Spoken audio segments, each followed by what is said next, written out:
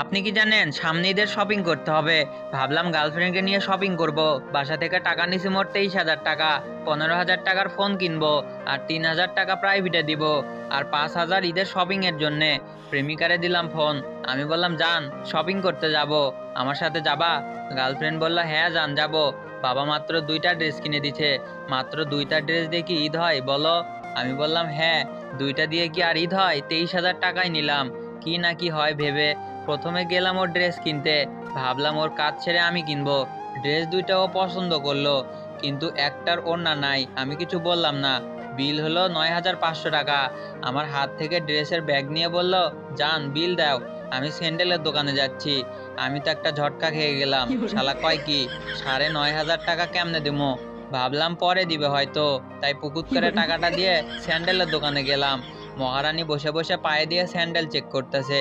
মনটা চাইলো থাপড়াইয়া বাসায় নিয়ে যাই, কিন্তু পারলাম না। হাজার হলেও গার্লফ্রেন্ড হয়।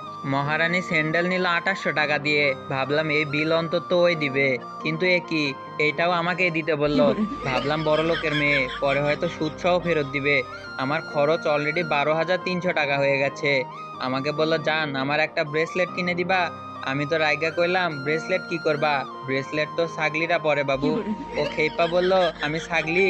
যাও কিনে দিতে হবে না। আমি কে তোমার যে ঈদ মার্কেট করে দিবা আমাকে?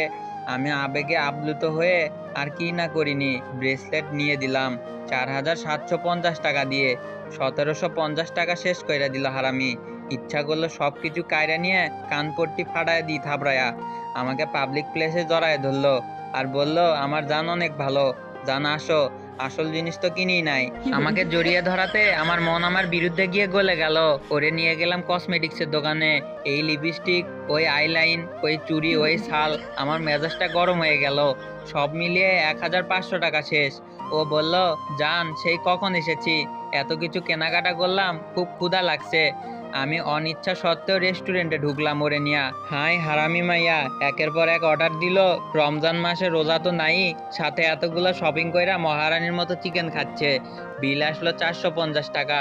আর হ্যাঁ, ঢাকা শহরে এই মার্কেট ও মার্কেট যেতে যেতে গাড়ি ভাড়া দিতে দিতে খরচ গিয়ে ঠেকলো 2,000 টাকা।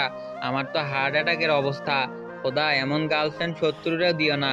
ও বলল জান তুমি আমাকে এত কিছু দিলা, আমি একটা কিছু দিব তোমাকে, চলো আমার সাথে। এবার ধরে প্রাণ এলো। ভাবলাম যাক গার্লফ্রেন্ড আমার পারফেক্ট। কিন্তু এ কি, ও আমাকে নিয়ে গুলিস্তানে ঢুকলো। গিয়া 650 টাকা দিয়ে একটা নীল পাঞ্জাবি কিনে দিল, তাও 50 টাকা আমার থেকে নিয়ে। ও বলল জান 500 টাকার নোট না ভাঙ্গাই, 50 টাকা খুচরা দাও। দিলাম। পকেটে হাত দিয়ে দেখি 3টা 1,000 টাকার নোট। প্রাইভেটের বেতন 3,000 টাকা, আর 10 টাকার একটা নোট। ও 650 টাকা নীল পাঞ্জাবি হাতে ধরায় চলে গেল। এখন আপনারাই বলেন আমি কি করব? যাই হোক, গল্পটা ভালো লাগলে ভিডিওতে একটা লাইক দিন। সবাইকে ঈদ মোবারক জানিয়ে আজকের মতো বিদায় নিচ্ছি। আল্লাহ হাফেজ। ঈদ মুবারক মুবারক ঈদ মুবারক।